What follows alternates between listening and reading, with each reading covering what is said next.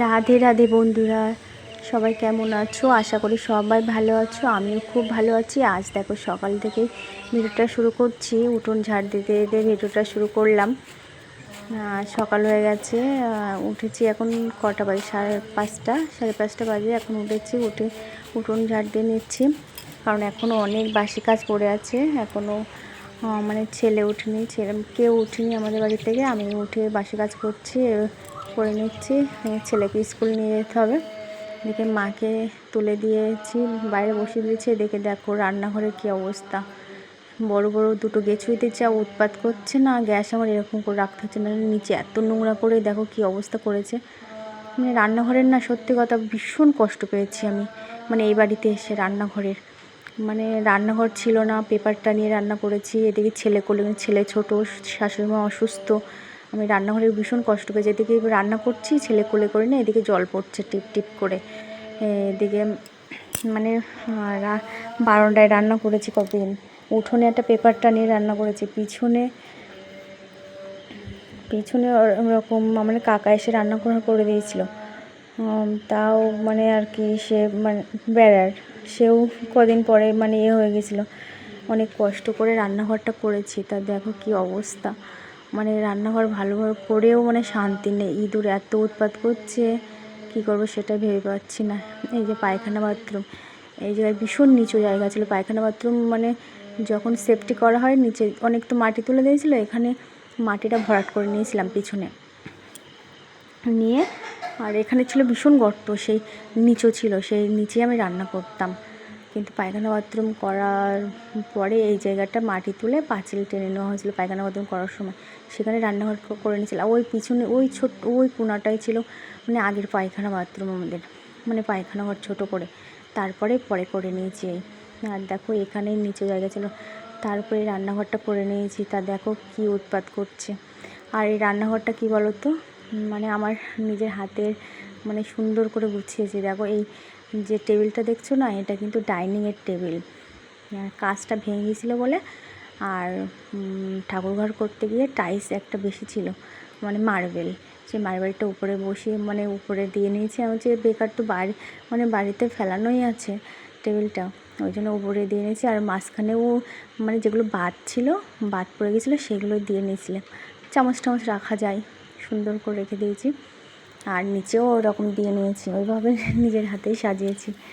আর মন্দিরটা, এই মন্দিরের মানে মার্বেল বেশি ছিল বলে ওখানে লাগিয়ে দিয়েছি। যে কী হবে, মানে কবে আবার কাজ হবে, তারপরে আবার লাগানো হবে, তা এখন তো মানে কোনো কাজে লাগছে না, ওই জন্য ওখানে দিয়েছি। আর এই এখানে মন্দির ছিল আমাদের আগে, মানে শ্বশুরের হাতে, অনেক আগে। শ্বশুর যখন এখানে প্রথমে এসেছিলো তখনই মন্দির করেছিল, কিন্তু কি বলো তো, নিচু করে করেছিল তো প্রথমে, তখন বুঝতে পারিনি, কিন্তু মন্দিরটা খুব তাড়াতাড়ি নষ্ট হয়ে গেছিলো। আর কী বলো তো, ভেঙে ভেঙে পড়তো, খুব চিন্তা হতো। আর যখন ছেলে পেটে ছিল তখন শুধু কাঁদতাম, আমরা বলতাম ঠাকুর কবে যে মানে আমার কোল জুড়ে একটা পুত্র সন্তান দেবে আর মন্দিরটা সুন্দর করে তৈরি করব। তা গোবিন্দ আমার ডাক শুনেছে এবং আমার মানে কোল জুড়ে গোপাল দিয়েছে, আর মন্দিরটাও করে নিয়েছি। আমার একটা স্বপ্ন পূরণ হয়ে গিয়েছে সত্যি। হ্যাঁ, অনেকে তো বলবে যে ডাইনিং নেই, বেসিং নেই, কী আবার রান্নাঘর, ডাইনিং বেসিং নেই তাই কি, আমারও যথেষ্ট ভালো। ভীষণ বেল করে বায়না করছিল। পাশের বাড়ি আমাদের একটা মানে ছেলে সম্পর্কে হয়, একটা বেল পেয়েছে, তাই আমার ভাইয়ের জন্য এসে বলছে কাকিমা এটা ভাইকে দেবে। মানে খেয়েছে যতটা পেরেছে। আর তোমার দাদাভাই ভীষণ শরবত পছন্দ করে, শরবত করে দিচ্ছিলাম, এদিকে ছেলেকে দিয়েছি, ছেলে একটু খেয়েছে।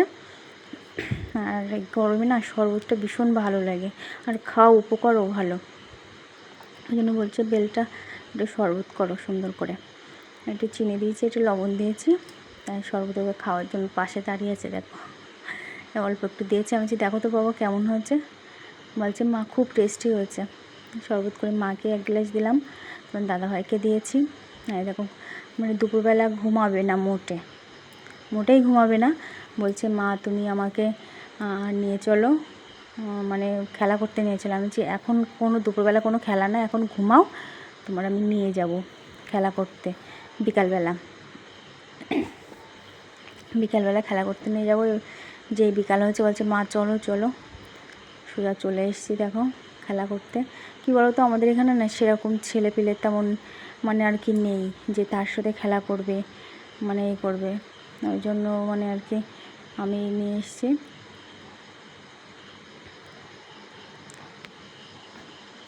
হচ্ছে মাঠে খেলা করো, আমি মানে বসে আছি, আর দিকে গরু আছে বলে ভয় পাচ্ছে ভীষণ।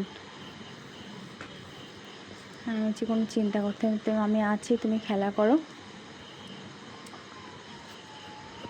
আমার পিছন পিছন খেলা করে বেড়াবে, মানে আমি যখনই কাজ করব আমার পিছন পিছন ঘুরে বেড়াবে, মা এই কাজটা করে দেয়, মা এটা করে দেয়, ওটা করে দেয়, মানে এরকম করে বেড়াবে। একটু পড়াশুনো সবই তো আছে, আর একটু বিকালের টাইমে একটু ঘুরতে না গেলে না কেমন একটা লাগে। আর যা গরম পড়ছে, আর একটু বাইরে বার করাও ভালো, বাচ্চাদের মন মেজাজও ভালো থাকে।